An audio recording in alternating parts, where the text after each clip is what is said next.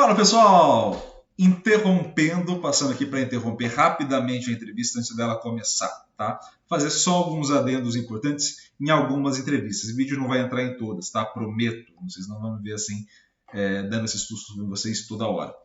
É uma coisa muito importante. Algumas entrevistas nossas a gente fez antes do projeto passar a ANS Podcast. Então vocês vão me ouvir falar algumas vezes SEV Podcast ou SEVcast, tá? Esses projetos eram originais do SEV, né? O SEV era o produtor desse projeto e depois eu assumi como produtor a partir do NS e o SEV entrou como parceiro. Então, assim, algumas vezes vocês vão ouvir e falar, caramba, o Iago está falando SEVcast, SEV Podcast. Na verdade, é o NS Podcast, mas a gente vai usar algumas vezes isso porque era o projeto antigo nosso, tá? Outra coisa muito importante, acho que umas 12 ou 13 entrevistas foram gravadas no começo do ano de 2022. Então, a gente está falando ali de março, abril de 2022.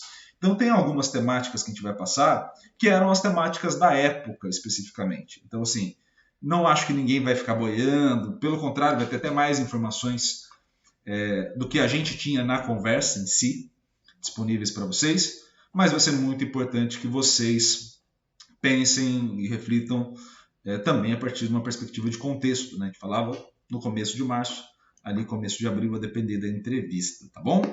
Então, pessoal, espero muito que vocês gostem da entrevista que está vindo na sequência. Espero muito que vocês curtam esse vídeo, compartilhem o vídeo, se inscrevam no canal, ativem o sininho, façam tudo aquilo que os youtubers pedem para vocês, porque isso ajuda demais a gente aqui, tá bom? Então, muito obrigado pela atenção até o momento. E eu espero muito que vocês curtam a entrevista, que está muito legal na sequência. Beleza? Um grande abraço a todos vocês. Muito obrigado de coração por estarem aqui comigo. E a gente começa a entrevista agora. Fala pessoal, sejam todos bem-vindos a mais um SEVcast. Meu nome é Iago Anon e queria começar esse vídeo agradecendo a todos vocês nesses diferentes episódios que a gente tem acompanhado do SEVcast. Eu gostaria de agradecer a vocês que têm assistido, vocês que têm curtido, compartilhado os vídeos. É sempre muito importante isso para a gente, principalmente no começo de projeto. É sempre muito importante essa colaboração da comunidade do SEV. E queria pedir para vocês o mesmo pedido que eu faço todo vídeo para vocês, né? E acho que todos os youtubers aqui fazem ao iniciarem os vídeos. Então, é uma tradição pedir para vocês curtirem desde já o vídeo. Não se esqueçam, já deixa a curtida de vocês. Já compartilhem o vídeo também, isso é muito importante. Poxa, acho que tem um colega meu, acho que tem um amigo meu pai e minha mãe vão gostar de ver uma conversa dessa. Compartilha já direto com eles. Aqui mesmo pelo YouTube tem como fazer o processo de compartilhamento. Importantíssimo, se inscrevam no nosso canal. O YouTube ele precisa saber que vocês gostam do projeto e uma maneira de vocês demonstrarem que vocês estão gostando desse projeto e das nossas conversas é através da inscrição e também ativem o sininho. Iago, para que ativar o sininho? Senão você não recebe a notificação de que chegou vídeo novo do SEV, porque o YouTube não divulga, tá? Então é sempre muito importante que vocês façam todo esse procedimento a cada vídeo do SEV, e eu estou aqui para lembrar vocês também, para que a gente possa se comunicar cada vez melhor, tá bom? Pessoal, vamos... eu combinei uma vez com vocês, já lá nos primeiros vídeos, eu vou tentar mentir o menos possível. A comunicação, às vezes, acontece algumas mentiras, eu vou tentar mentir o menos possível. Essa conversa, o professor Lamartine está me dando a honra de tê-la pela segunda vez. A gente teve uma primeira tentativa na conversa que foi muito agradável. Durante a gente estava ali próximo a 1 hora, a gente teve um problema relacionado à conexão, à internet, acabamos perdendo aquela primeira entrevista.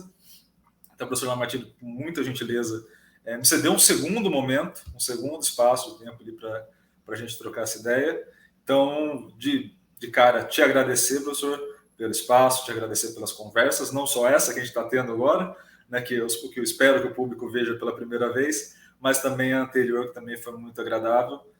Queria te agradecer e começar o nosso vídeo por uma pergunta já clássica aqui, fugindo dos currículos Lattes da vida. Professor, quem é você? Prazer em estar com você mais uma vez, Iago. E prazer em compartilhar com todos os que acompanham as suas transmissões. Olha, essa definição do indivíduo por ele mesmo sempre foi um problema na literatura, problema na história, que os indivíduos tendem a, não digo romantizar, mas sempre incluir alguma impressão dele que não corresponde à realidade dos fatos. Isso é até normal que aconteça. Então, eu prefiro que, para estabelecer uma boa relação, eu fazer a descrição dos fatos. E, à medida do possível, a gente vai analisando os fatos para que traga maior compreensão. Espero que esse papel seja feito por você. Me parece que é a melhor metodologia, vamos usar a expressão mais científica possível. Assim, eu acho que eu me sentirei melhor e não deixar solto as minhas descrições, porque pode haver algum devaneio. E esses devaneios eu acho que não são bons para os aspectos profissionais, técnicos, científicos da nossa profissão. Eu prefiro que haja uma troca de ideias de maneira que a gente possa analisar os fatos. Então, a minha definição, essa eu sigo depois de muita discussão com vários entrevistadores, eu me defino como um outsider da educação física. Há muitos fatos que mostram isso.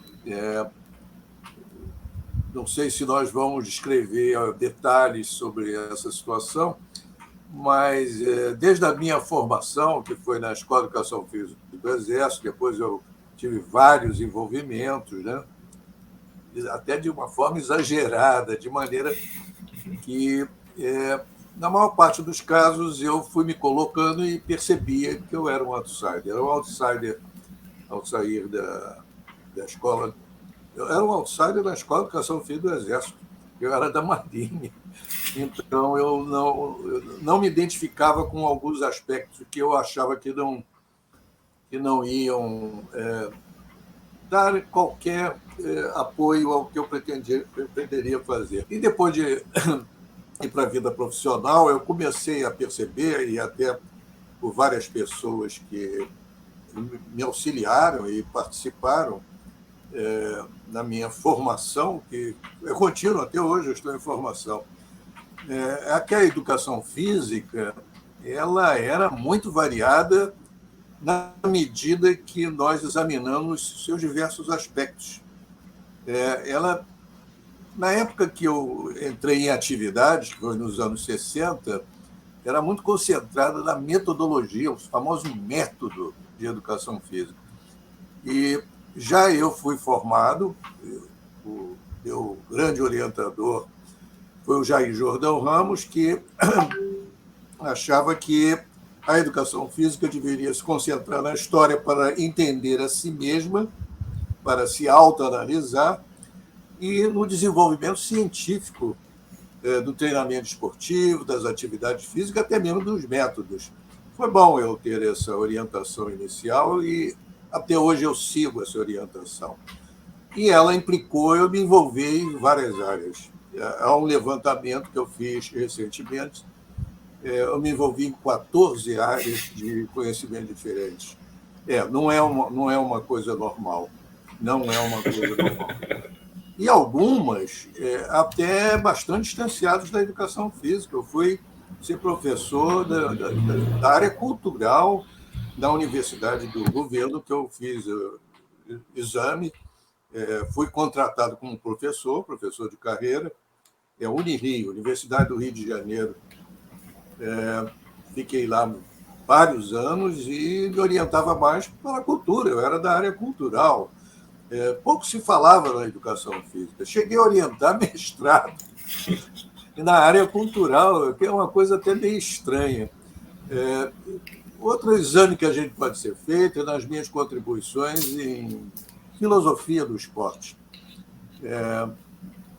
O meu doutorado é em filosofia, stricto sensu.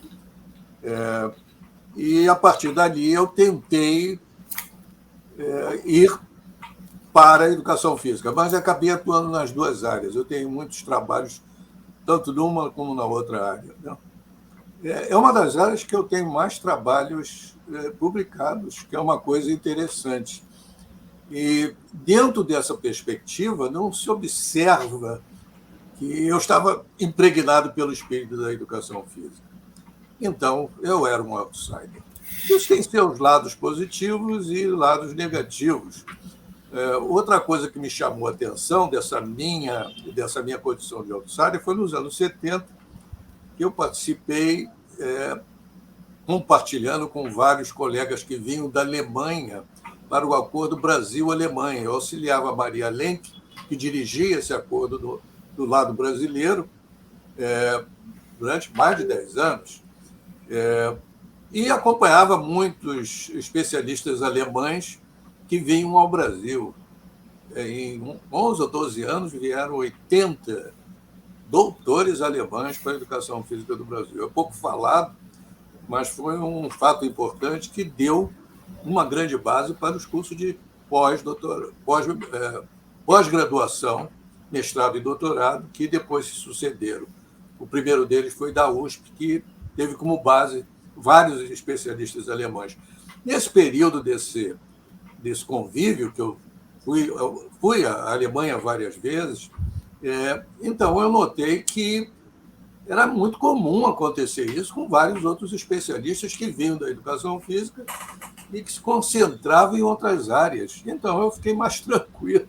Eu vi que havia espaço para esse tipo de situação. Então eu fico por aqui porque eu acho que é uma definição simples, eu diria que é precisa, porque ela corresponde aos fatos, facilmente verificáveis, e a gente, pelo menos, pode se entender diante de uma autoanálise qualquer. Eu não posso fugir dessa autoanálise. Então, é uma identidade, digamos assim, como nos fatos culturais a gente costuma chamar.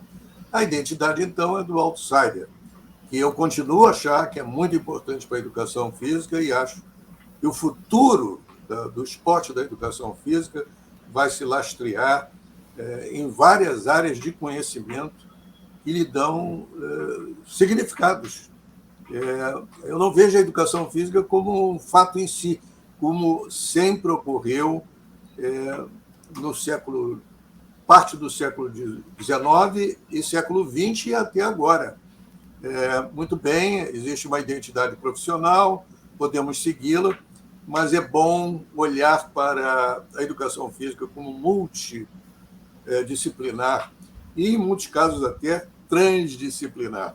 Então, eu me acomodei muito dessa situação de ser um outsider, porque eu buscava sempre esse significado. É só examinar a minha produção que vai se ver sempre que eu procuro interpretar os fatos da educação física em várias áreas de conhecimento. Mais de 14. Na verdade, tem umas outras 5 que eu não estou estando aí. É verdade. Algumas pessoas, até familiares meus, acham que isso não é normal e é uma condição pessoal. Eu não me fixo em nada. Então, com isso, a condição multidisciplinar não seria somente uma necessidade, mas até uma inclinação de personalidade. Mas isso eu deixo aos meus julgadores concluírem. Eu permanecerei nessas primeiras definições para que haja um diálogo entre nós e a gente procurar explicações que eu acho que é o melhor para quem nos ouve, para quem nos segue, ver nossas imagens. Vamos explicar não somente o professor que está à sua frente, o pesquisador que está à sua frente, o orientador que está à sua frente, mas também aquele produtor de conhecimento e conhecimento da área das atividades físicas. Eu deixo, então, o espaço. Excelente, professor. Tem uma coisa na tua fala, principalmente sobre essa questão do outsider, que me chama muita atenção. A gente já tinha conversado isso na primeira conversa nossa, que é a seguinte: eu tenho muita admiração por quem rompe essa linha, por quem é disruptivo nesse instante. A gente já tinha conversado um pouco sobre isso. E eu queria tomar um ponto que eu acho importante todo mundo ouvir e ter isso registrado. Como se sente um outsider? Porque eu imagino, assim, uma imaginação de quem está do lado de fora aqui. Eu imagino que tenha todo um aspecto de dificuldade do entendimento de quem está ao entorno de compreender essa necessidade de buscar novos caminhos sempre, né? Há uma dificuldade de compreender isso, de compreender quem está sendo disruptivo naquele momento. Como que uma pessoa que foi disruptiva ao longo da carreira se sentiu, para o bem e para o mal? Você tem razão. Há sempre essa dificuldade. Antes eu comentava que há o lado bom e o lado mau. É claro que toda profissão tem a sua identidade, nós não podemos excluí-la. A gente vê isso nos advogados, nos médicos, nos engenheiros, e na educação física não deve ser diferente. Afinal de contas, nós temos uma responsabilidade diante da sociedade e das pessoas que a gente atende, a gente desenvolve do lado da atividade física, que é muito importante e cada vez mais importante. Então, a identidade é um início, é um ponto de partida, e eu concordo. E essa questão do outsider atrapalha um pouco lidar com a identidade. Eu tenho vários fatos que poderia comentar com você a esse respeito. Por exemplo, quando surgiu, já que a gente precisa de alguns fatos, que a nossa comunidade, os nossos ouvintes, para participar, eles precisam saber de alguma historização que eu estou dizendo, até para uma melhor compreensão. Da educação física, conselho profissional, que não havia isso no final dos anos 90. Houve um movimento muito grande da classe, envolvendo políticos, que foi muito bem sucedido e foi criado o CONFEF. Vários colegas meus e colegas dessa época, eu dava aula, era docente, na Universidade Gama Filho, no mestrado e doutorado. A minha carreira é basicamente voltada para a pós-graduação. E lá, eu acho que foi a culminância da minha carreira, na Universidade Gama Filho. Pelo número de orientandos, publicações que foram feitas e assim por diante. Então, eu era já uma personalidade que era conhecida. E eu fui procurado por vários colegas, inclusive do próprio curso e até da direção do curso, que era o professor Tubino, hoje um grande nome da educação física, já falecido, mas reconhecido por todos, né? Uma espécie de símbolo da educação física. Era ele que dirigia na Universidade Gama Filho a parte de educação física. Então, o Tubino me chamou e disse que estava na hora da gente dar participação à nova organização. Eu disse para ele que eu desconfiava muito desses grupos profissionais. Eu olhava para os médicos, para os advogados, e achava que, sim, há uma certa necessidade de controle profissional, como existe em toda parte, mas era preciso ter cuidado com a formação de grupos de poder. E eu comecei a me preocupar porque muitos políticos se envolveram, então que surgiu na época, era até uma lei de 1999, né? Regulamentação da lei, essa expressão. Então, essa minha desconfiança, eu não vou participar disso. E como você é um sujeito acadêmico, era interessante você fazer uma publicação para público, essas ideias do porquê. As pessoas precisam saber porque é bom ou mal, porque todos diziam que era bom, a regulamentação foi muito divulgada, era visto como um dos sujeitos que era contra o CONFEF, que nasceu até muito bem, viu? Teve um impulso. Então, o primeiro contato que eu tive com o CONFEF foi até curioso. Eu fui um dos 3 profissionais que eram da filosofia, que foram chamados para fazer um primeiro estudo da ética profissional. Aí eu não neguei, porque eu tinha vários trabalhos a respeito, e considerei aquilo importante de fato e participei, foi a primeira participação.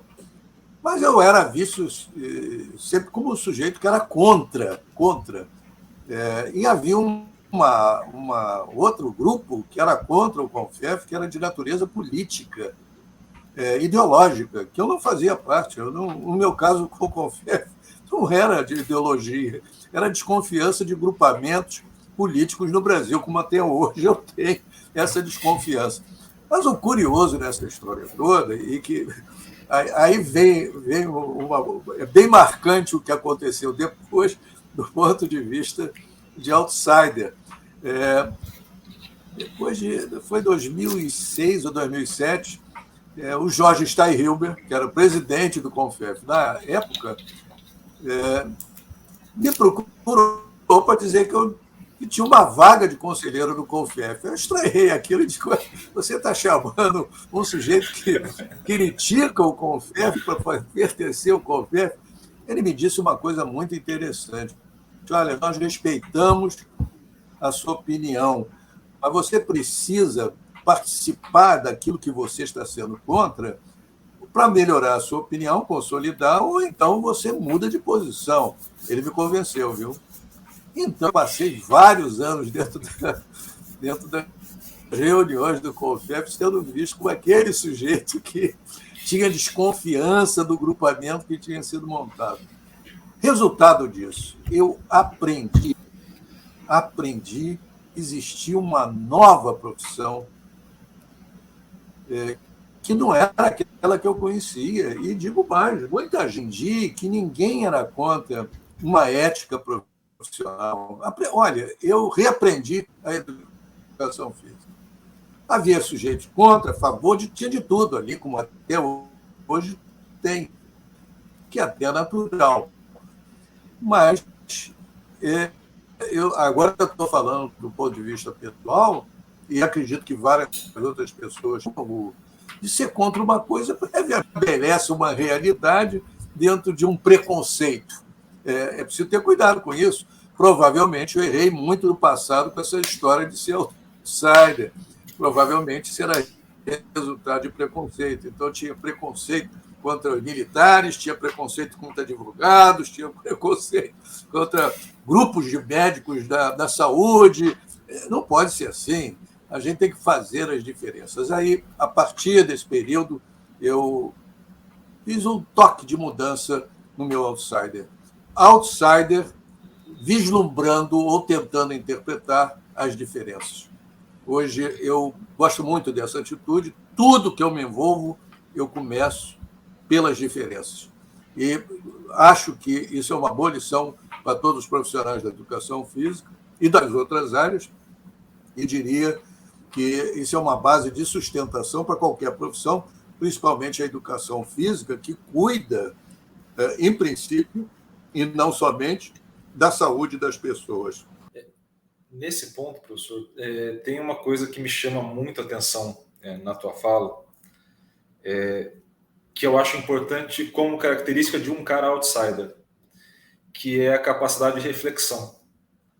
Porque a gente acaba vendo, isso não é só da nossa área, mas de todas as áreas, né, acaba tendo isso, quando o professor ou quando o profissional da área vai ganhando relevância dentro da discussão da área, né, e foi o teu caso também, você pode se perder nessa persona criada, né, dentro desse cenário. Esse ponto de reflexão que você coloca, de questionar o próprio pensamento, né, se colocar em situações onde você possa questionar de fato esse pensamento, ele é muito enriquecedor, porque é sinal de desconfiança da persona criada no redor do profissional, que muitas vezes acaba entrando para além do que você é de fato, ou do que eu sou, ou da pessoa que é profissional seja de fato, né, acaba entrando também questões impostas por uma visão de alguém externo, né? Então, assim, às vezes a gente quer referendar aqueles pontos criados pelas outras pessoas, de o cara ser do contra, ou o cara ser... Não, o cara ser disruptivo é justamente romper com aquele paradigma vigente, incluindo o próprio dele, né? Incluindo as próprias barreiras que a gente vai criando. E nessa linha, eu queria muito saber de você, qual foi o último grande desafio que te gerou uma reflexão desse sentido, assim, de outsider? Qual foi o último grande, você fala assim, caramba, que desafio que me tirou do eixo, que me fez refletir? Qual foi o último que você lembra disso? Olha, você tem toda a razão, viu? Eu acho que a reflexão é um posicionamento, aí escapole dessa situação profissional, digamos assim. Voltamos para a pessoa, né? O personagem na sociedade. Realmente, a reflexão precisa de algumas provocações. E o outsider está sempre em reflexão, porque ele tem que buscar ajustamentos ao ambiente onde ele vive. Não é? Eu diria até que eu tive essa situação de reflexão até nos meus casamentos. Eu casei várias vezes. E por quê? E vinha a reflexão do que eu estava fazendo, com quem eu estava envolvido, para onde eu estava indo, quem eu estava criando, enfim. Traz um nexo de responsabilidade. Esse é um aspecto que eu acredito. Agora, se confunde muitas vezes, aí eu vou apelar para o Ingmar Bergman, né? Aquele famoso cineasta. Ele tem um filme canônico chamado Persona. Eu sugiro a todos que nos ouvem ver esse filme. É muito conhecido e circula muito na rede, né? De vez em quando eu encontro esse filme aí. E ele é muito citado pelo pessoal da psicanálise. Entre parênteses, nós sabemos que a psicanálise não é bem vista pela ciência, né? A gente sabe disso. Mas os psicanalistas veem nesse filme, pelo menos, a discussão dos indivíduos diante de suas personalidades, é o persona. E ali a lição, e muito bem estipulada pelo Ingmar Bergman, eram duas mulheres que se encontram e elas passam a se examinar pessoalmente, uma refletindo a personalidade na outra pessoa. Daí o título de Persona. O filme é todo nessas duas situações. Inclusive, o Ingmar Bergman, que na minha opinião, é um dos grandes, maiores cineastas de todos os tempos, ele conseguiu colocar no cinema, porque o cinema é muito capaz de colocar duas imagens de pessoas em confronto e até uma conversar com a outra. A imagem da câmera conduzia a isso. É mais ou menos como está acontecendo nesse exato momento que você está gravando essa live, essa entrevista, e eu olho para você e olho para mim. Eu estou fazendo interpretações do passado, mas, ao mesmo tempo, eu estou procurando também refletir o que eu fiz. Por que eu chamei a questão da busca da diferença entre as pessoas, citando o caso do Confetti? Que é um que teve muita gente participando, é muito conhecido isso, até público. É um ato público que é conhecido, então é um bom exemplo.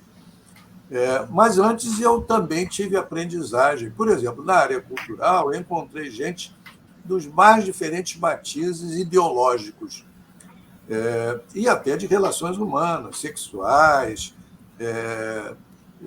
ideológicos, de tudo. Você vai encontrando na área cultural que atrai mais essas pessoas.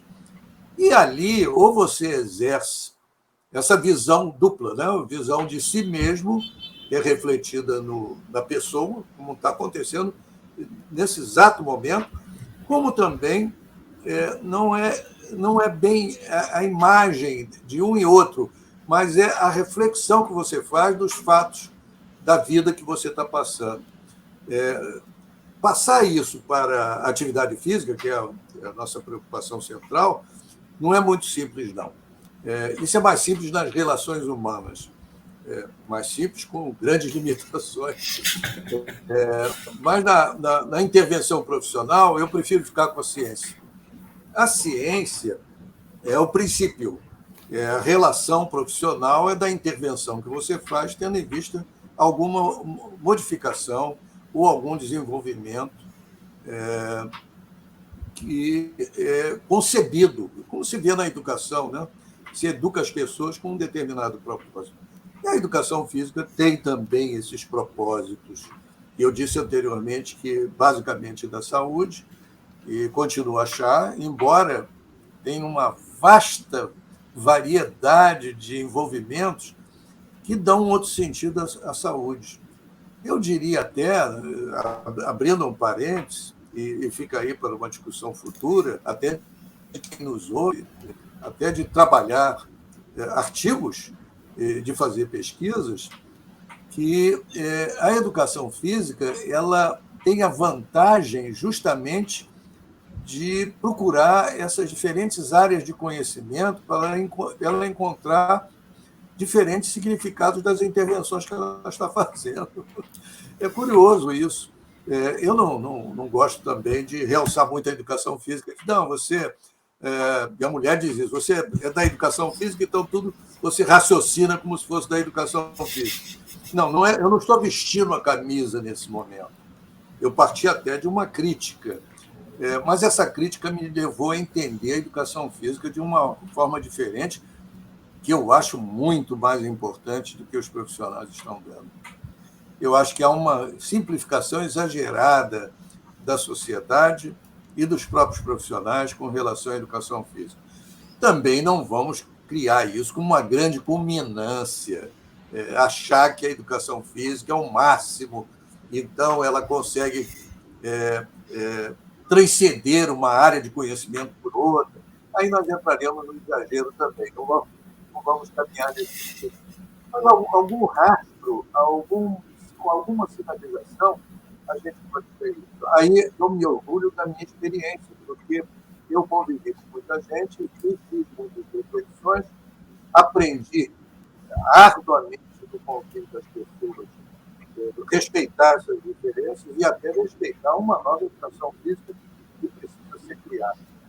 Ao longo dos anos, e não me alongando mais nessa observação, eu tentei passar isso para os meus alunos. Eu tive muitos alunos, muitos orientando, e a carreira é de conviver com o aluno. E notei que era uma semente interessante aqui nos alunos. Muitos até eu observo que são muito independentes da educação. Também são independentes, é sinal que alguma coisa eu consegui passar para eles. Não sei se eu respondi a sua pergunta ou criei mais aditivos que podem até modificar a pergunta original, mas eu deixo a sua escolha, o andamento da nossa conversa.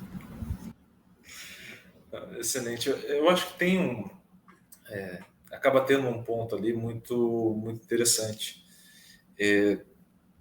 Primeiro, a gente não consegue separar, pelo menos eu nunca consegui encontrar alguém que tivesse êxito nisso, em separar o profissional do pessoal. Eu nunca consegui encontrar essa pessoa que conseguiu fazer essa ruptura de forma bem feita. E acho muito interessante na tua fala, quando você fala que tem coisas que são comuns, de fato, à sua pessoa, independente do âmbito, né, que você esteja ali, né, quando você cita o caso do casamento, por exemplo.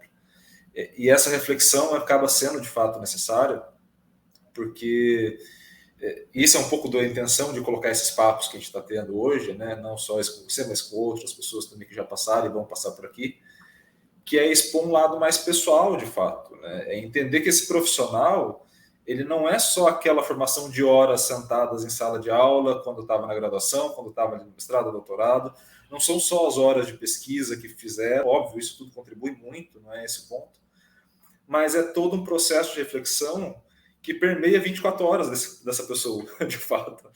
Permeia os sonhos dessa pessoa, permeia os objetivos dela, permeia a família, a conversa familiar que ela passa a ter, e essa valorização desse indivíduo, né, que está ali construindo tudo isso é muito importante.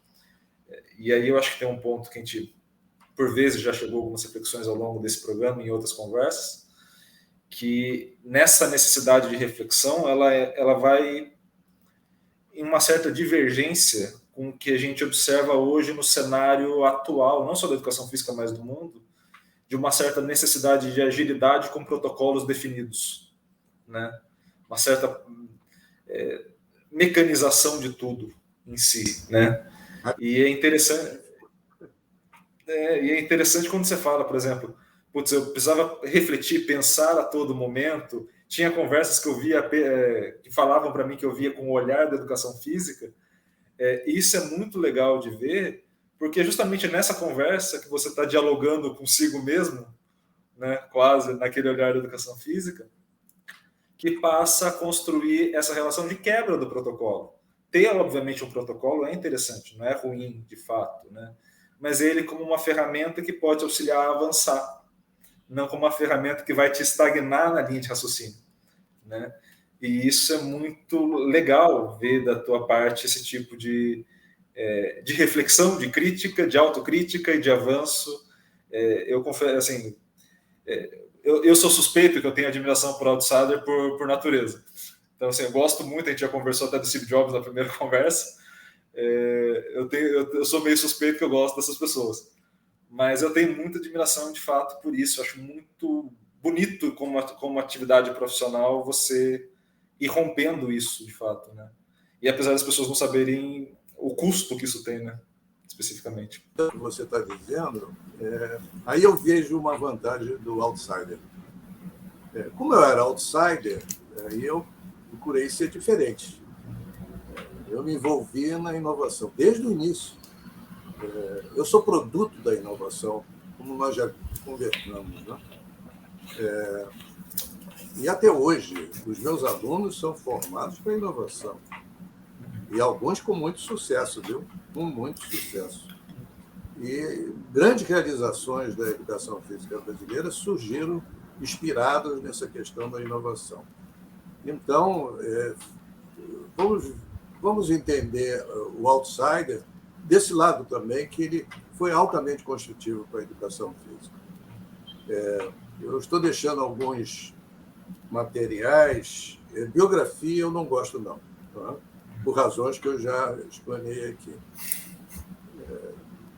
Biografia romanceia demais a vida das pessoas. E não é isso que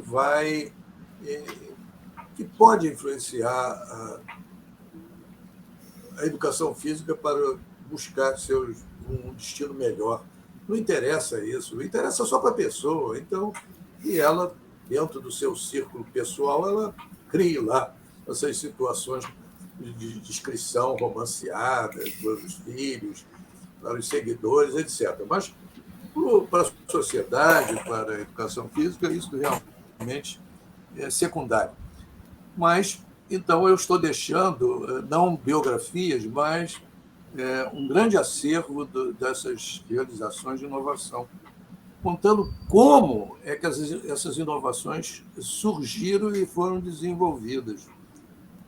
Como são 14 áreas, conforme já deixamos em registro aqui, elas são muitas, viu?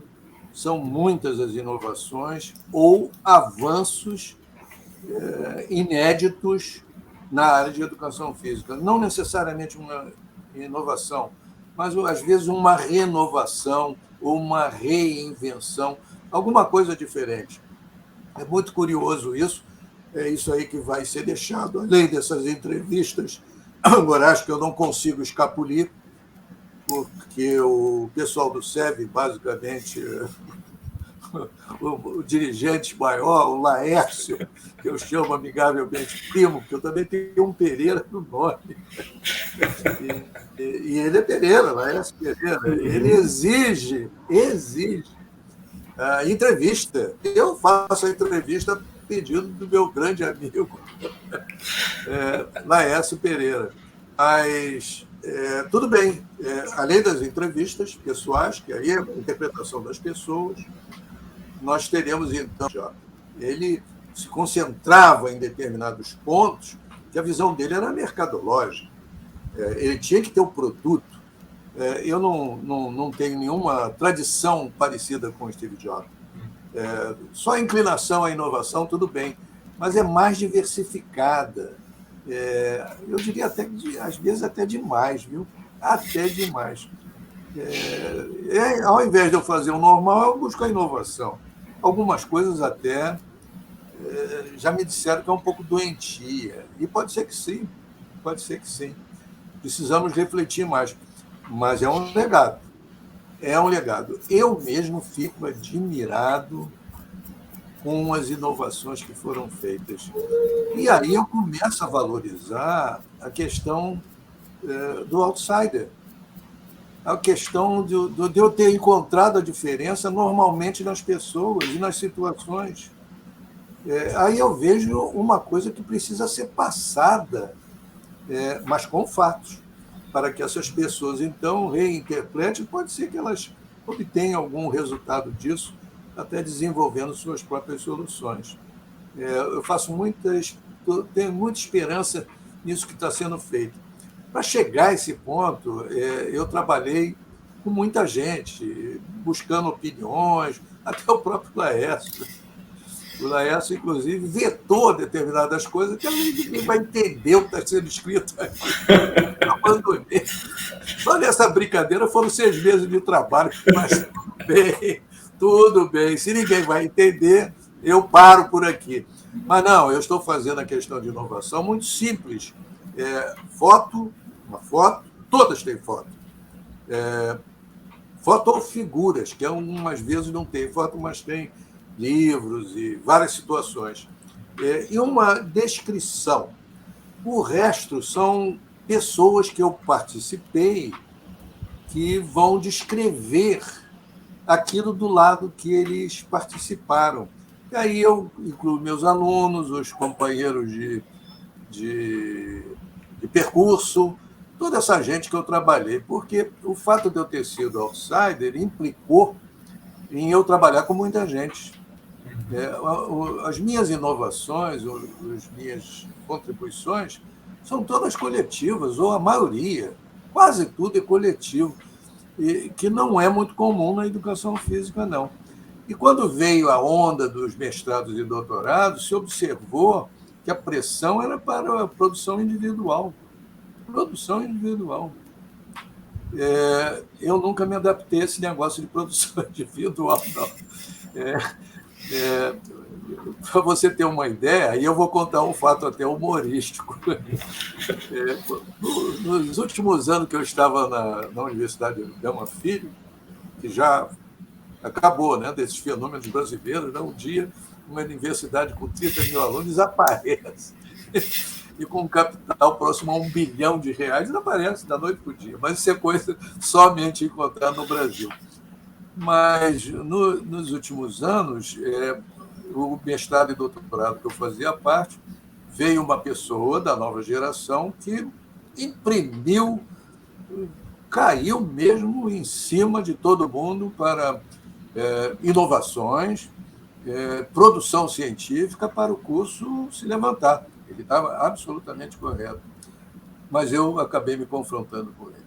Eu não vou nem citar nomes, deixo a própria pessoa depois discorrer por isso. Eu já era um cara muito conhecido na área, mas foi uma confrontação interessantíssima, porque ele fez uma reunião de todos os professores e mostrou que eu não dava a mínima bola para fazer o Lattes, que é o nosso currículo, né?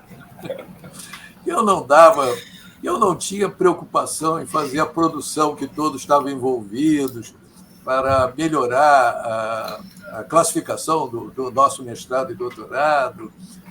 Ele tinha toda a razão, viu? Tinha toda a razão. Eu não dou bola para essas coisas, é até um grande defeito que eu tenho.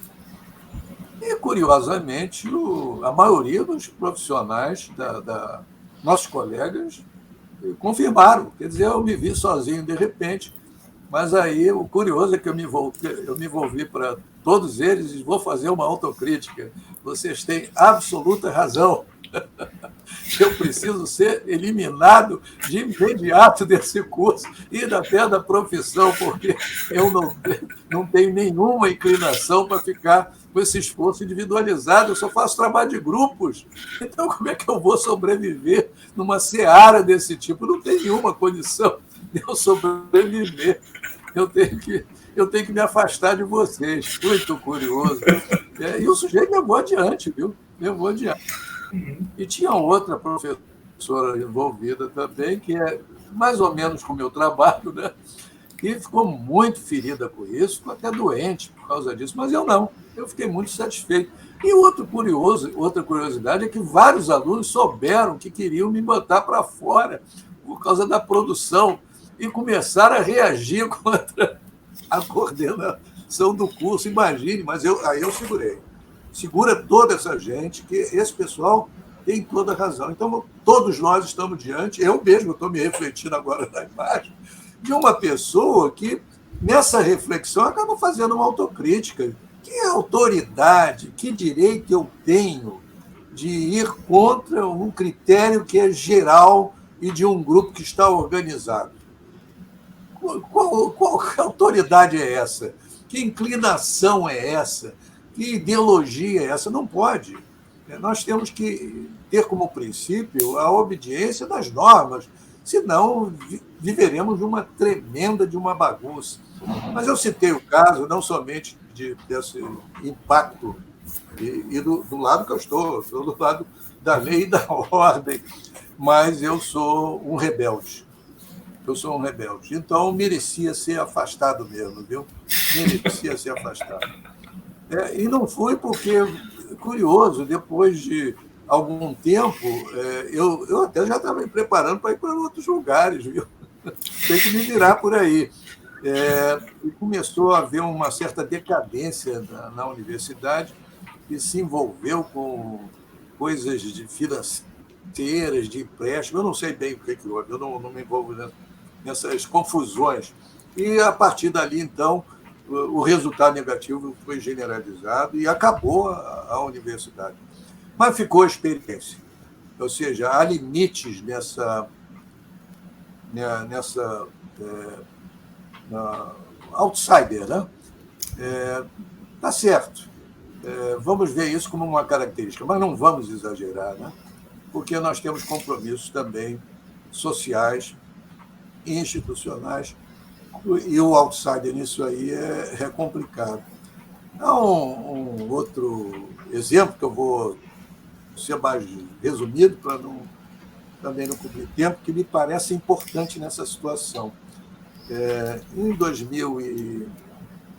Entre 2003 e 2005, né? 3 anos, eu fiz estava confundindo com outro trabalho coletivo, mas o Atlas do Esporte do Brasil. O Atlas do Esporte do Brasil foi uma operação gigantesca. Nós trabalhamos com 420 autores. Teve uma ocasião que estava em 450. Isso é muito complicado, viu? Era uma tarefa gigante, mas precisava ser feita por causa da natureza da educação física, porque ela varia no espaço e no tempo. Ela não é somente a educação física do Rio de Janeiro, São Paulo, ou Belo Horizonte, ou Porto Alegre, que foi um grande centro também. Ela representa desenvolvimento local. E as atividades esportivas são espalhadas pelo Brasil. Então, havia uma demanda há muito tempo de se fazer uma coisa desse tipo. E que foi crescendo. E o Confef deu apoio nisso, viu? Foi uma base de sustentação. E nós conseguimos levar até o final, que foi realmente uma bravata, está circulando até hoje, o Atlas aí, em formato digital. O SEV tem o Atlas completo por grandes capítulos. São 300 capítulos, para você ter uma ideia. É uma coisa gigantesca. É um livro que pesa 5 quilos, de maneira que é inviável você ter isso, ou transportar de um lado para o outro. Mas o conhecimento realmente havia necessidade. Muito bem, uma das minhas alunas resolveu fazer sua tese de mestrado e perguntar a essas pessoas que aderiram por que elas aderiram. Eu aprovei isso, viu? E por quê? Nós não tivemos dificuldades, não. Nós conseguimos encontrar voluntários, eles não ganhavam nada, não. Levantaram dados, mapearam os locais, levantaram história, muito interessante. Isso está lá, para todos verem.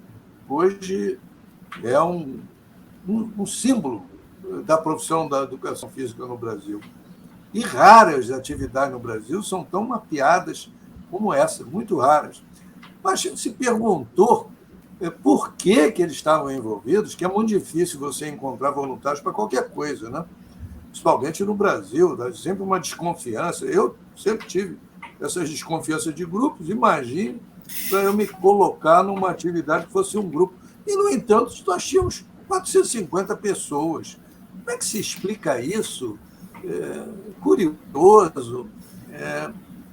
Duas coisas ficaram constatadas. Era o número de mulheres na direção, que é uma característica dos trabalhos coletivos que eu tenho feito durante muitos anos, desde 1969 a 71, com o diagnóstico de educação física, culminando com o Atlas do Esporte do Brasil, que saiu no ano de 2005.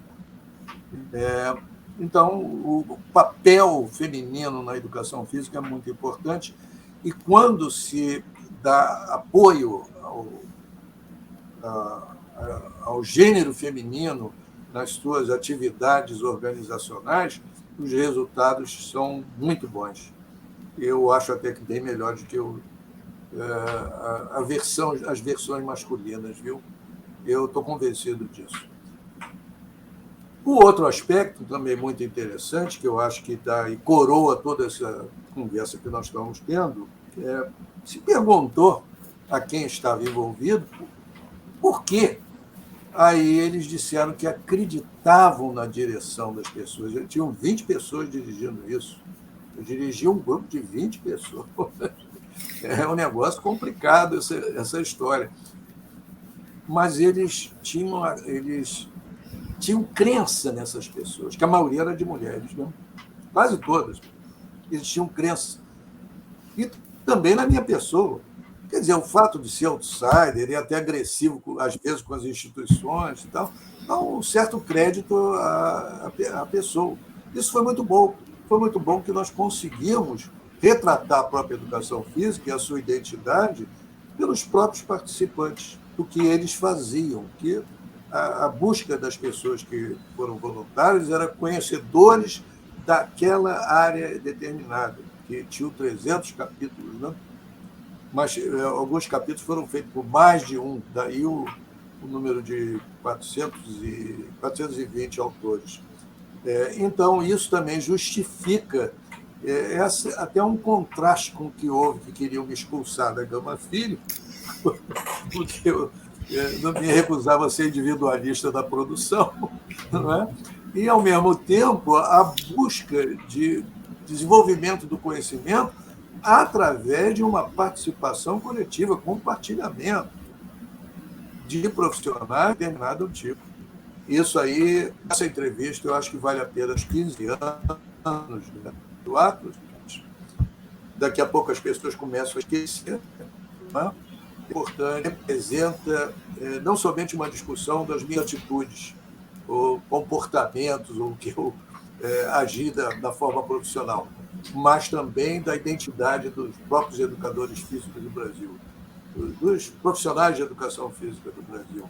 Me parece isso muito importante, porque há uma resposta quando há uma proposição condigna, e que essas pessoas também sejam vistas sob confiança daqueles que se envolvem na proposta. Perfeito. Professor, um ponto que eu fiquei ali refletindo sobre a tua fala especificamente, quando você fala que você teve essa reflexão acerca de uma produção mais individualizada que te era exigida e uma produção coletiva que você produzia, né?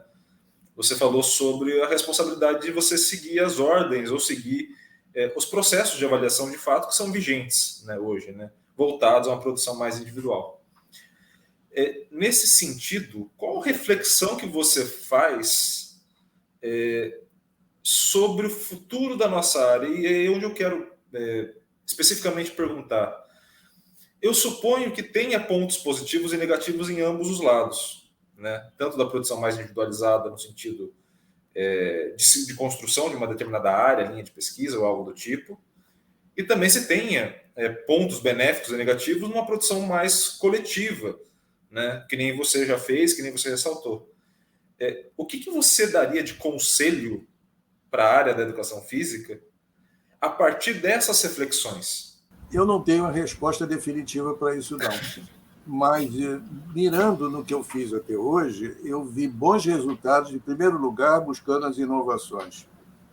Em segundo lugar, procurar entender a educação física não apenas pela sua tradição, mas também pelos significados em várias áreas de conhecimento. Eu me envolvi nisso no início e até hoje, eu estou com 86 anos de idade, vou fazer 87 daqui a 3 meses, e continuo a achar que isso é muito importante. Eu diria que o futuro da educação física não é propriamente com o trabalho individual e coletivo. Eu acho que os dois têm validade, viu? Os dois têm validade. O individual é muito importante. É isso que segura os cursos de pós-graduação lá, estrito senso, até hoje no Brasil. E com bons resultados, viu? Bons resultados. E também o trabalho coletivo, que não é muito comum, porque não é incentivado, e às vezes é complicado também. O SEV é uma exceção. Eu aprecio muito o trabalho do SEV porque ele é coletivo na sua essência. Ele é coletivo na sua essência. Então, eu tenho a minha admiração. Mas, então, focalizando o que pode sair daí como experiência para incentivar o futuro. Eu acho que é preciso incentivar os dois lados, tanto o lado individual como o coletivo. Chama-se epistemologia coletiva, tem até um nome atualmente. Tem muitos autores que estão cultivando isso, viu? E certas áreas científicas precisam de trabalho coletivo, e o individual não vai sair. Eu acho que o trabalho coletivo tem um grande papel na educação física e deve ser mantido e estimulado. Eu não sei exatamente como, eu tinha meus procedimentos individuais, o que eu aprendi, o que eu inovava, o que eu procurava uma solução. Mas eu não sei como as instituições poderão se adaptar a isso. Eu não sei. Mas eu acredito que o futuro será estabelecido se for possível desenvolver essas visões coletivas. E por quê? Sobretudo, no sentido transdisciplinar, que a educação física está aceleradamente caminhando para multidisciplinaridade e, muitas vezes, transdisciplinaridade. Eu dou um exemplo. Na imunologia, com essa pandemia que nós tivemos nos 2 últimos anos, fomos inundados de trabalhos científicos sobre os efeitos imunológicos do exercício.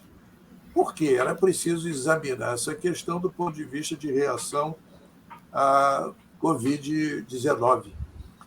Muitos, viu? E estão até disponíveis. Estão disponíveis aí na internet, não é mistério saber disso, não. E por ali se observa que o peso da atividade física no sentido imunológico humano é muito grande, é muito maior do que se imaginava. Então, o nosso papel não é somente ensinar as pessoas a acompanhar e controlar a atividade física, mas, sobretudo, promover a atividade física para as pessoas que necessitam dela.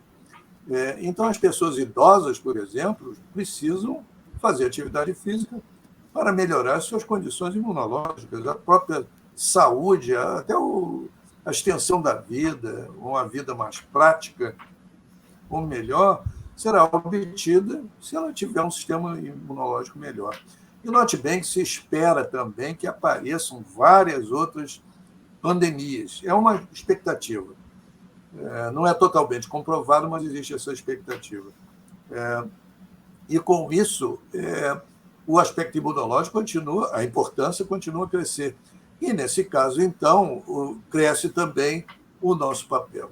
Aliás, em toda a pandemia, a atividade física sempre apareceu como imagem nas grandes cidades, o pessoal caminhando ou correndo, isso aqueles que se voluntariam para o esporte por conta própria. Mas agora nós precisamos estimular para a população em geral, crianças, idosos, as mulheres, que são mais inativas do que os homens, né? De um modo geral, e não particular, mas de um modo geral. E, então, nós precisamos promover essa nova disposição. Agora, não esgota aí a educação física, o esporte, a atividade física, como importante para a vida atual. Aliás, ela sempre foi importante, ela faz parte da condição da própria vida, né? Nós somos seres de mobilidade. O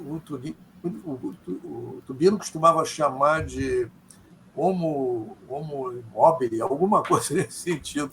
Quer dizer, nós não somos apenas o homo sapiens, nós também somos aquele que depende do movimento. E isso é uma verdade, viu? É uma verdade constatada nas mais diferentes dimensões. Então, isso me traz até uma certa responsabilidade, que eu sempre promovia a multidisciplinaridade e a transdisciplinaridade. Então, agora é a hora de mostrar, não como Steve Jobs, para ter uma inovação que seja a última palavra no mercado, mas sim promover essa situação de inovação no sentido de melhorar a própria aplicação e o entendimento e o conhecimento da educação.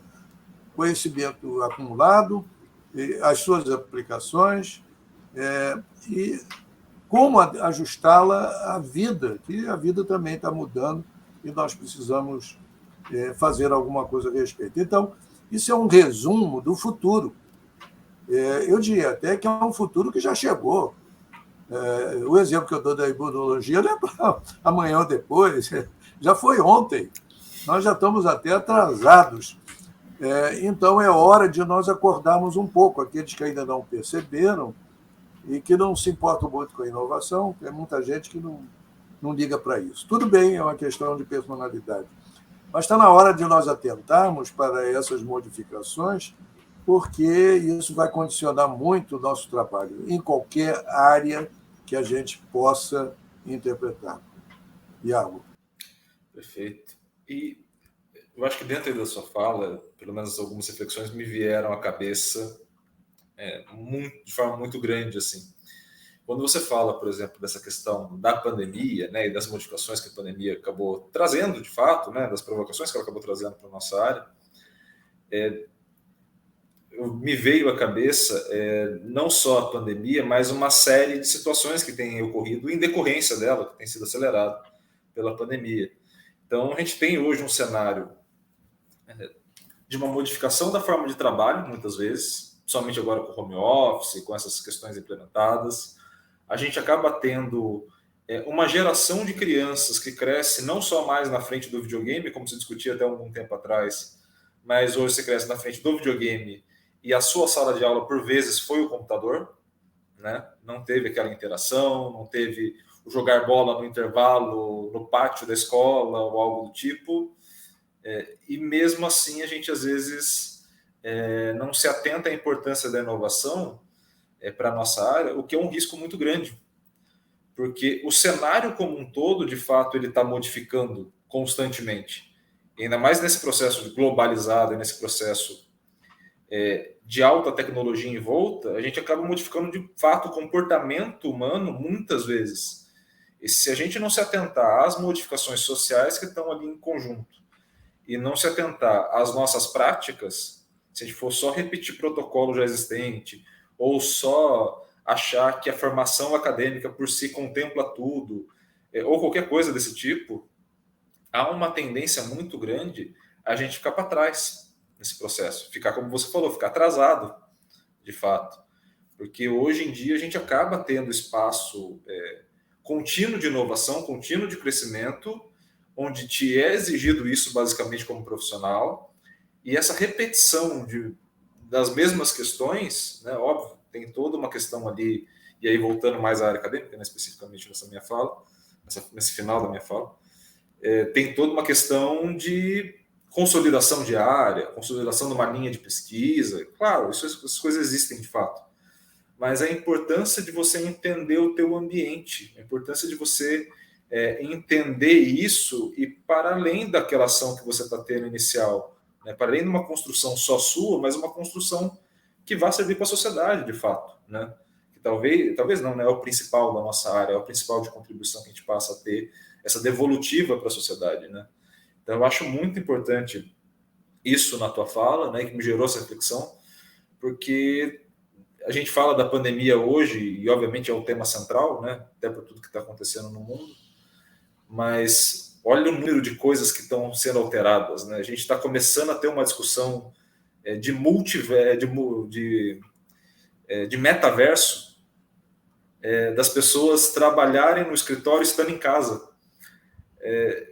Olha o nível da discussão que a gente de fato está tendo, e como se a gente não se atentar à inovação e esse processo de inovação, olha a possibilidade que a gente tem de ficar anos-luz do cenário que as pessoas estão vivenciando de fato, né?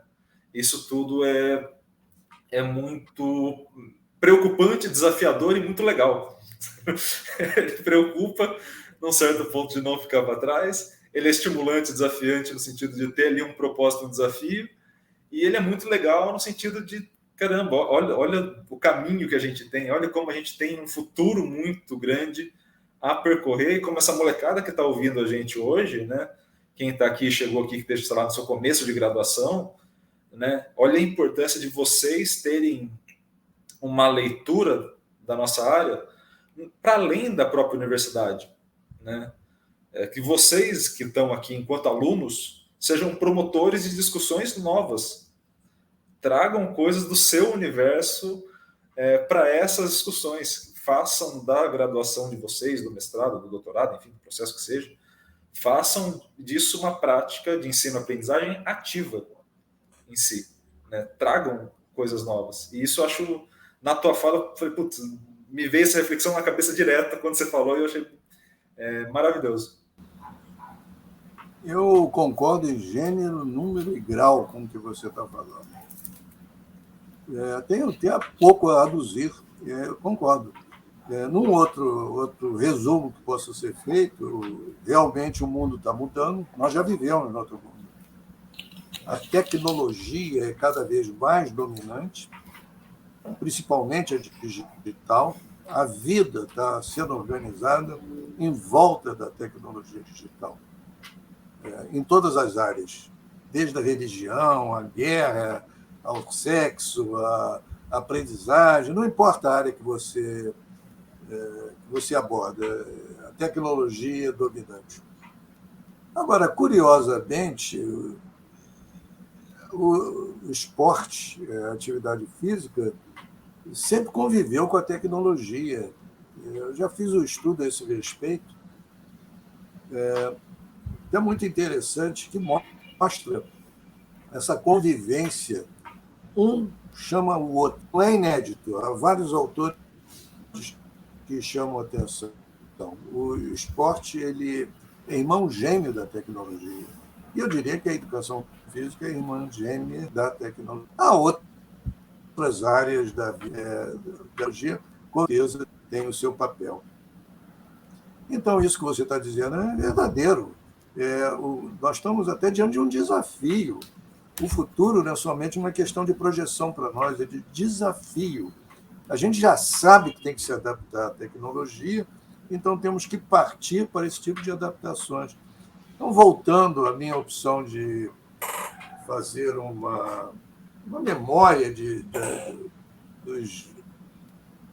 dos avanços e inovações que eu promovi coletivamente, e algumas até individualmente, e cabe nessa situação, porque elas sempre implicaram numa aplicação, ou, ao contrário, vinham da aplicação para a inovação. Então, esse processo já existe entre nós, né? Principalmente aqui no Brasil. E não é somente eu que posso relatar a esse respeito. Há outros exemplos interessantes.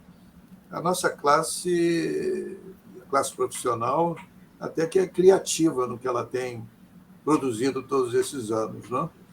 Então, nós podemos agora ver essa produção num sentido mais voltado para, não digo sobrevivência, que seria o exagero, mas uma questão da adaptação da profissão, que eu acho que vai ser a definitiva, viu?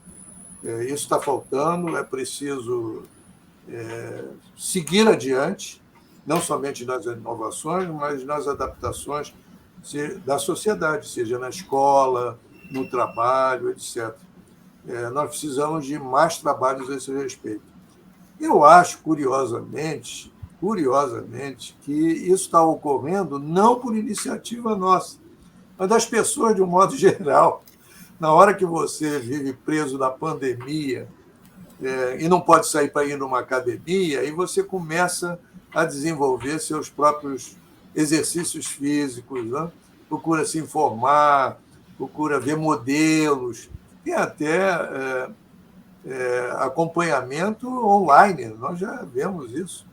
Então, isso já está ocorrendo por iniciativa das pessoas, mas institucionalmente, e em prol do futuro da educação física, é bom ouvir o que você está dizendo. Eu acho que o nosso grande desafio está vindo e a gente precisa ir ao encontro dele. Iago. Quando você falou, quando você traz esse tema para a conversa, eu acho muito importante, porque eu imagino, e aí eu, em algumas conversas com o professor Laércio, eu já coloquei isso algumas vezes para ele, que muitas vezes, talvez a pessoa mais angustiada que chega à educação física seja aquele jovem de 17, 18 anos que chega na universidade, entra naquele mundo pela primeira vez, por vezes quebrando o vínculo com os pais, né, aquele vínculo contínuo de morar com os pais, se depara com aquele universo de possibilidades e aí fazem ele sentar numa cadeira durante 4 horas seguidas para ouvir uma aula, ele chegar ao final da aula e não entender o propósito daquilo e passar 4 anos seguidos naquilo até ele chegar num determinado ponto onde ele vai definir como vai ser o rumo praticamente da vida, da carreira dele.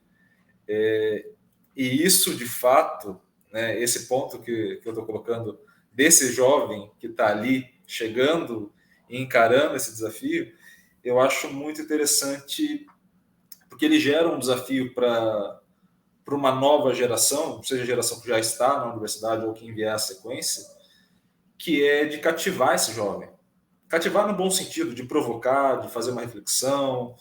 E esse jovem, por vezes, não se identifica com o que está ali, porque ele está tendo uma discussão sobre isso, tudo que a gente está falando, sobre inovações, sobre novas possibilidades, sobre coisas que vão modificar a vida dele, de fato, no dia a dia. E aí, quando ele vai chegar para uma discussão, por vezes ele fica por detrás, por vezes o ponto de vista, a perspectiva dele acaba sendo desvalorizada. Obviamente, dentro da universidade isso acontece algumas vezes pela produção, pelo sistema, pela organização hierárquica e uma série de outras coisas.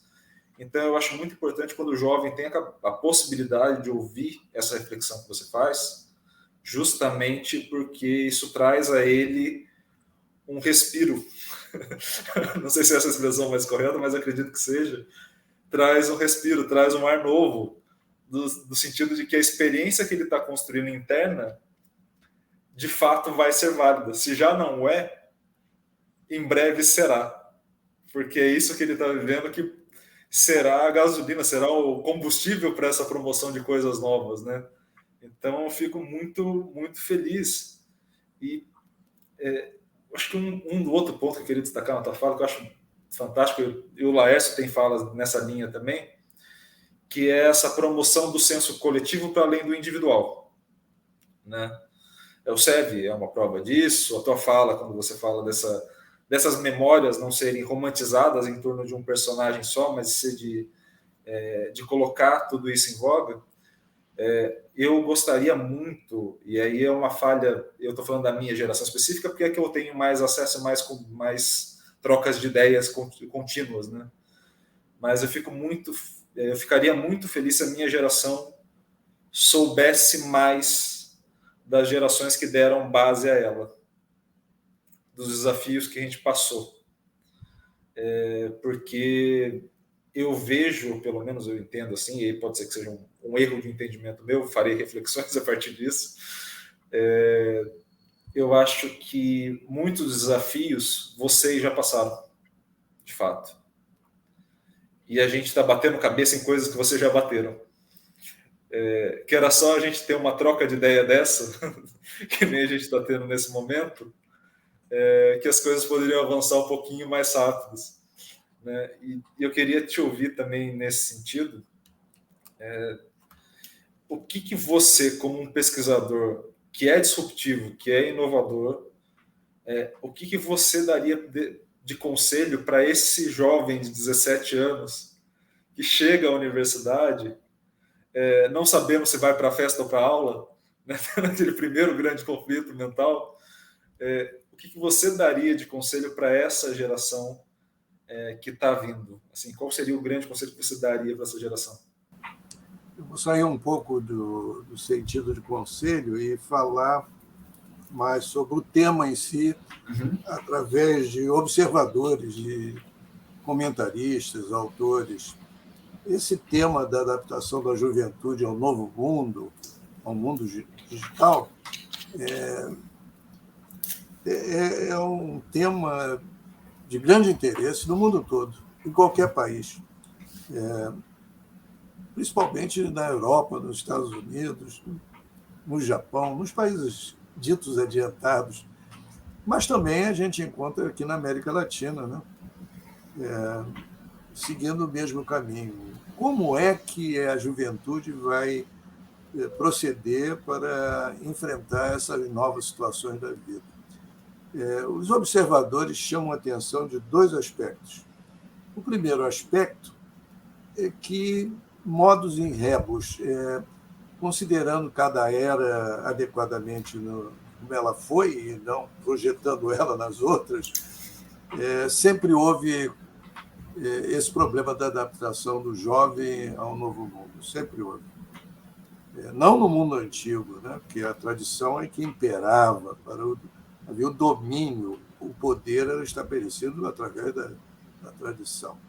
Mas à medida que a sociedade foi, não sei se desenvolvendo, mas expandindo e se diferenciando e se transformando, aí então isso ficava mais claro da necessidade da adaptação, né? E menos interesse em manter a tradição. Então, cogitando desse aspecto, que sempre houve isso, essa questão de adaptação, a questão apenas de posicionamento em cada época, né? Cada época teve sua própria característica. Então, o que nós estamos encontrando, já encontramos antes e o mundo progrediu. Então, isso deverá ocorrer também. A outra posição é que o mundo digital ele está criando uma situação dos jovens que era pouco conhecido anteriormente. Eu tenho até exemplos disso lá mesmo na UERJ, viu, onde eu milito. Então, por exemplo, os jogos eletrônicos. Os jogos eletrônicos, o mundo está se adaptando aos jogos eletrônicos, e não ao contrário. Havia um certo pavor que a educação fosse abandonada até por opção para os jogos e não para a educação. O que nós vimos é que, na verdade, acaba havendo uma certa passagem de um elemento para outro, né? E os jovens são os grandes desenvolvedores dos jogos. A geração anterior pouca influência teve, em alguns casos até ao contrário, não gosta dos jogos, procura se afastar. Então isso é muito interessante, porque é uma geração que já tem características próprias, fundamentadas na nova tecnologia. Então, temos que colocar um ponto de interrogação aí para saber o que vai acontecer com essa situação. Que ela existe, existe. E o mundo esportivo testemunha do que está acontecendo, né?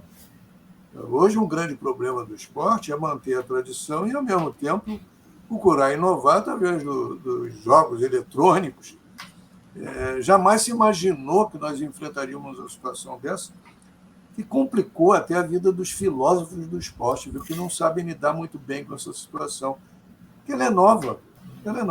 Então, eu chamo a sua atenção desse detalhe, que eu acho que você tem razão quando vê essas limitações da juventude, quando se depara dentro de uma universidade, muito poucas possibilidades que ele espera de encontrar para melhorar a sua vida. Existe isso, mas existe também um impulso natural vindo da própria geração atual, no sentido de criar seus próprios caminhos, coisa muito rara no passado, que está acontecendo nesse momento. Eu diria até, também acompanhando alguns autores, muito interessante, que nós podemos até depois falar sobre isso, que acha que o problema não é da juventude, é da geração passada. Nós, os idosos, é que temos que nos adaptar às condições do novo mundo e até procuramos auxílio da própria geração. Alguns estão buscando seus netos, crianças, para ajudar a utilizar o computador, que não é nenhuma coisa rara, não, é comum acontecer isso. Então, pode ser que o problema também seja da adaptação da geração anterior. De qualquer forma, o mundo virou de cabeça para baixo com a era digital.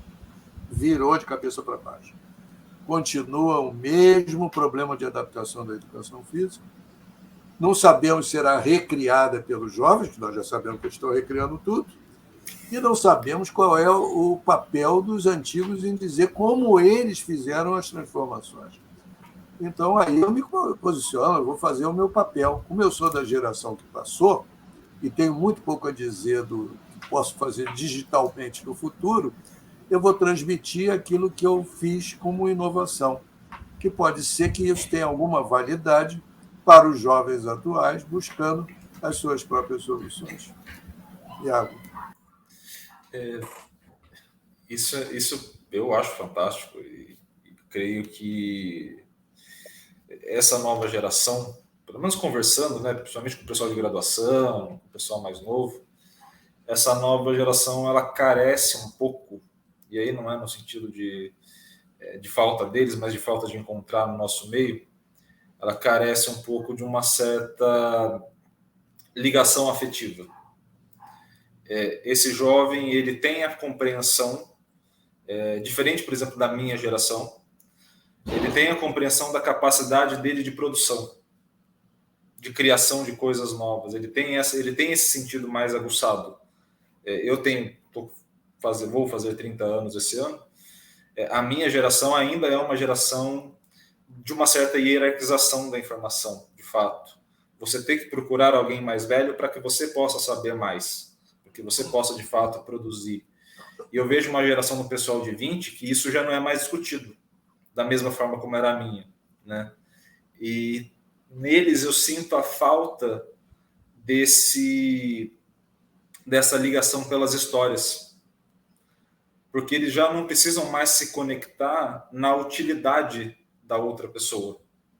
Então, assim, eu já não preciso mais me conectar com, sei lá, com algum professor de uma universidade, porque ele vai me passar um tipo de programação que eu vou desenvolver. Até posso aprender, não há mal nenhum em aprender, não é esse o ponto. Mas ele sabe que ele pode adquirir isso de 5 formas diferentes. Ele sabe que ele pode ver um vídeo na internet, ele pode ir num livro, numa biblioteca, ou baixar um livro digital, ele sabe que ele pode ter N acessos àquilo. O que ele começa a querer e faltar é uma certa conexão de vínculo pessoal. É poder olhar para as pessoas e se identificar pelo desafio delas. É um vínculo muito mais profundo. Então, assim, quando a gente faz esse tipo de conversa que a gente está fazendo agora, eu tenho absoluta certeza de que as pessoas vão identificar na tua história, assim como nas outras, de outras pessoas que a gente já conversou por aqui, pontos e elementos que elas estão vivenciando agora. Vai ter um jovem com espírito inovador que vai estar em casa chateado da vida porque ele não é compreendido ou ele ainda não conseguiu se encaixar, e quando ele ouve uma história, ele fala, putz, eu só preciso esperar mais um tempo, eu só preciso ter um olhar diferente para aquela situação, eu só preciso ter uma outra compreensão daquilo. E eu acho muito bom para quem esteja em casa que nos ouça de fato e que reflita. Obviamente não é ouvir no sentido de absorver só, mas é ouvir no sentido de refletir acerca do que a gente está conversando. E aí um dos pontos que foram destaque na sua fala, e eu queria ouvir um pouco de você também, é sobre essa questão dessa mudança de geração, especificamente, né? Essa questão de ter uma geração que tenha não, né? Mas que possa, e por vezes faz, recorra ao mais jovem para aprender uma tecnologia. No que isso te impactou, se impactou, e como que você enxerga essa situação, assim, o que de fato mudou na sociedade que você presenciou, né, desde esse mundo mais digital? Eu não sei responder a sua pergunta. Mas eu estava me lembrando dos escritos de Goethe, famoso pensador alemão, né? Goethe é um autor importante. Ele examinava o que estava acontecendo na sociedade alemã, isso no final do século XVIII e entrou no início do século XIX. É um autor até hoje importante, viu? Então, ele já via vantagens da tradição e via vantagens das mudanças e da criatividade, da arte, na música. Isso sempre chamou a atenção dos filósofos, principalmente a partir do século XVIII. Goethe, aliás, é um ponto de partida para tudo isso. Então, através dos escritos dele, a gente percebe que esse exame das novas gerações sempre houve, ou pelo menos houve desde aquela época. E nos anos anteriores era inibida, as gerações novas eram inibidas. A própria religião sempre recusou isso, né? O jovem tinha que aprender as lições que vinham dos seus pais, e por aí vai, para a igreja, etc.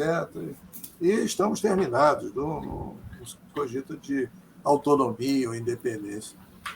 Já os românticos alemães, do início do século XIX, já pensavam nessa glorificação das emoções, como você está dizendo aí.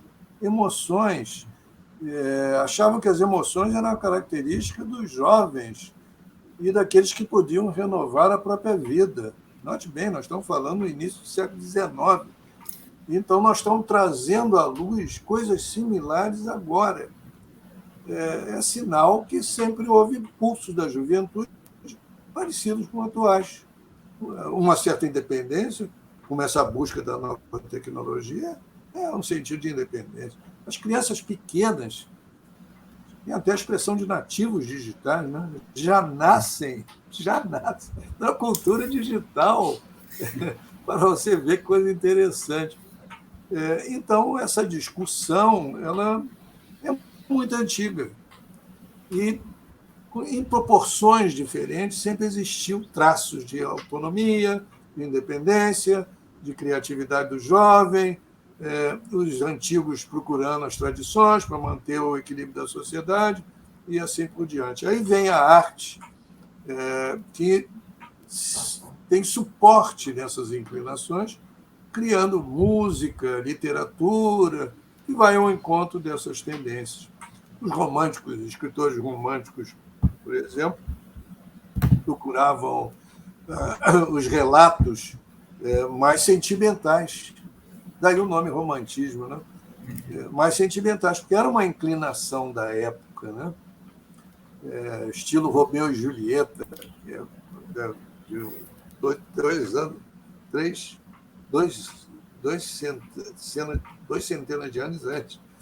Mas já havia, não era, a discussão não existia conforme você colocou, mas os elementos da sua posição já existiam naquela época, em proporções diferentes.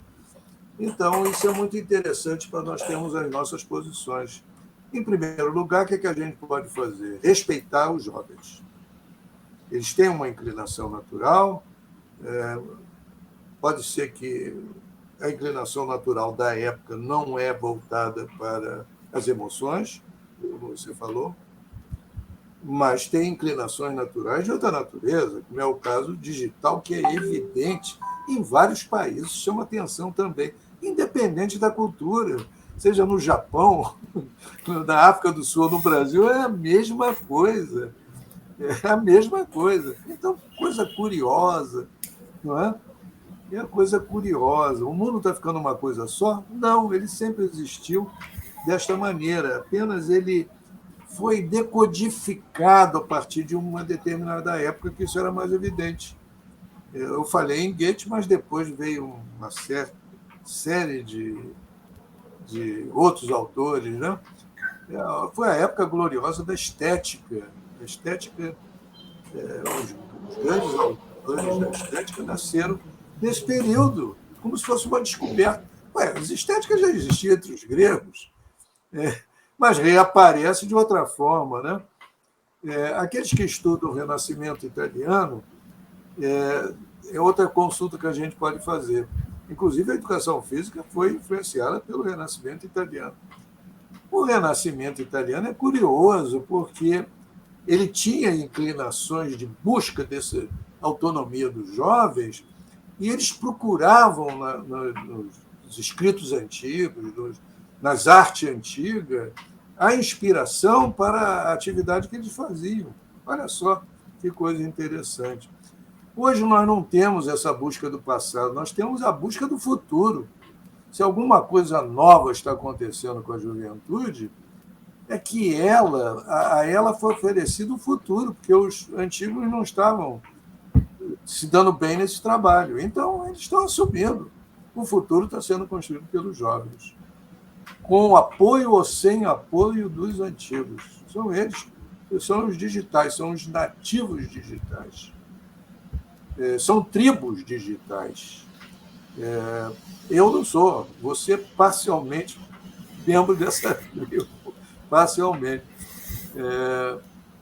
O Laércio faz parte dessa tribo e ele é um sujeito já dos 65, 70 anos, né? Está em torno disso aí. É de outra geração abaixo da minha, à minha frente.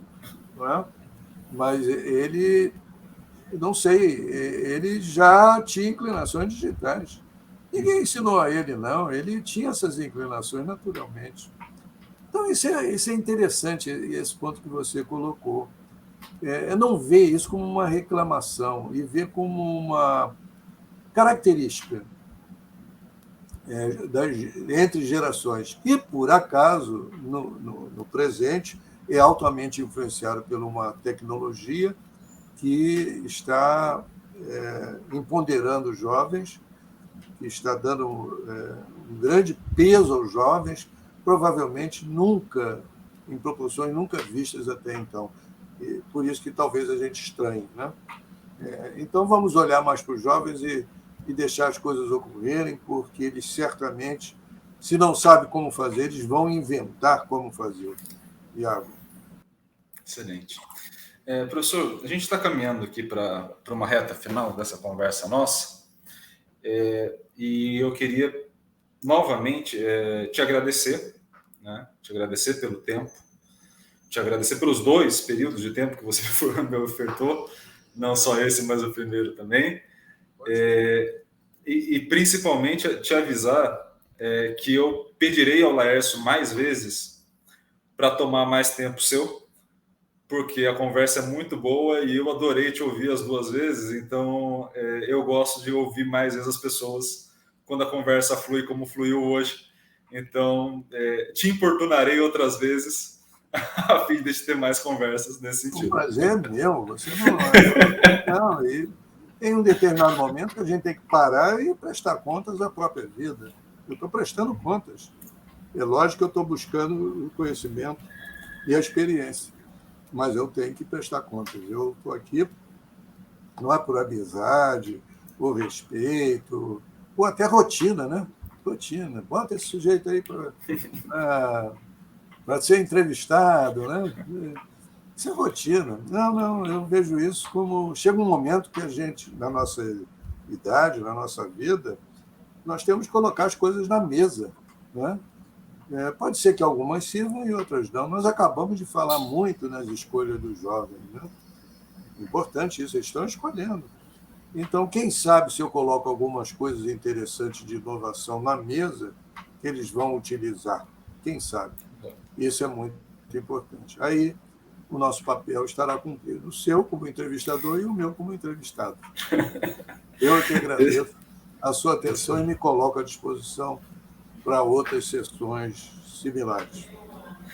Eu agradeço muito, assim, falando honestamente, sem me preocupar com a entrevista, eu confesso que eu não sei se o projeto dará ou não certo no sentido do YouTube, especificamente, de altas visualizações ou qualquer coisa do tipo, mas pessoalmente agora, né, não só na questão coletiva, mas pessoalmente tem sido muito enriquecedor ouvir. Eu tenho uma semana onde eu ouço o João Batista Freire, que nem eu ouvi ontem, tive uma conversa muito boa com ele ontem, outra conversa muito boa contigo hoje, então assim,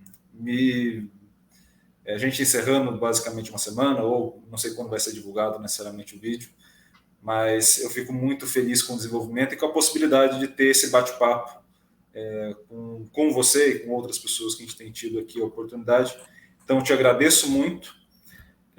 Se você quiser dar a última palavra, alguma última palavra, um recado que você queira, fique à vontade. Depois eu farei aquele encerramento de youtuber tradicional pedindo likes e comentários, mas se você quiser dar uma última palavra, fica com você essa última palavra. E, novamente, muito obrigado pelo tempo e pela conversa. Eu agradeço a sua atenção e espero que a nossa conversa sirva de referências para aqueles que nos ouvirem e que apreciarem as nossas posições. E, desde já, me coloco à sua disposição para futuras conversas. Muito obrigado. Excelente. Professor Lamartine, muito obrigado. A todos vocês que estão com a gente durante esse papo, muitíssimo obrigado. Tenho absoluta certeza que cada um de vocês que estão nos ouvindo sairá com uma pulga atrás da orelha nesse momento, fará reflexões, porque esse é o intuito de toda boa conversa, é que vocês saiam daqui com menos certeza do que vocês entraram, mais incomodados do que vocês começaram essa conversa, e fico muito feliz de ter esse espaço para que a gente possa incomodar um pouquinho, né, de forma reflexiva, de forma criativa, de forma inovadora, disruptiva, como foi esse papo também. Pessoal, se vocês gostaram dessa conversa, por favor, deixem o like de vocês aqui, deixem a curtida de vocês, é muito importante para a gente, até para a gente saber como vocês estão enxergando o projeto, né? Se vocês estão gostando do projeto, esse é um sinal de comunicação que a gente passa a ter. Comentem aqui embaixo qual é a opinião que vocês têm sobre os assuntos levantados. E tentando ser ainda honesto, lerei tudo? Provavelmente não, mas farei um esforço para ler o máximo possível das mensagens de cada um de vocês, porque vai ser muito legal essa troca de ideias com vocês, né, que estejam chegando a essa entrevista, principalmente para a gente construir e continuar desenvolvendo esse projeto, também no sentido de colaboração entre vocês e a gente com vocês também. Deixem a inscrição de vocês aqui no canal, muito importante para a gente, principalmente nesse começo de projeto, e ativem o sininho para receber todas as notificações, para ter acesso a essa e outras entrevistas também. Novamente, pessoal, muito obrigado. Professor Lamartine, muito obrigado. E até uma próxima. Grande abraço.